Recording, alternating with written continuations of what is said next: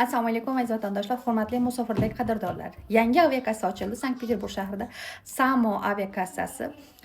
Bu yerda meni o'zim iltimos qildim bularga, chunki meni podpischiklarim uchun, meni hurmat qilib, yaxshi ko'rib, har bir yo'nalishda men aytgan uslugadan foydalanayotgan vatandoshlarimiz uchun, ham musofirdagi qiynalgan vatandoshlarimiz uchun shaxsan men tomonimdan 10 ta bilet yangi yil oldi sizlarga podarka bo'ladi. Uslugasi qanaqa? Aynan Samo aviakassasiga telefon qilib, men nomidan bilet sotib olishingiz kerak bo'ladi. Zarinadan oldim. Bo'lmasa Zarina reklama qilgan nimadan oldim deb bilet sotib olasizlar va ular sizlarni har bittalaringni telefon raqaminglar va ism familiyalar orqali nima qilib qo'yadi. Fiksировать qilib qo'yib, o'zlarini maxsus idishlarimizga tashlab qo'yamiz. Maxsus idishlari bor va 10 ta kishiga yangi yil oldi bilet bepul qilib beriladi. Xohlagan joylarga.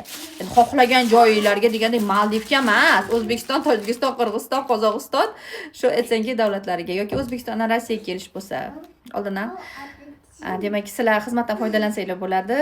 Ekranda telefon raqam, Samo aviakassasi. Akchi bo'linglar.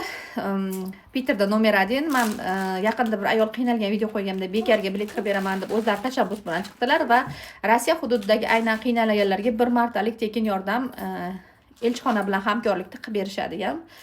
Xalqparvar, xalqni yaxshi ko'rgan, juda ham xalqini o'ylaydigan aviakassa.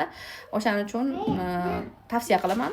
Qatnashinglar, o'zingizlarning tekin biletlaringga ega bo'linglar.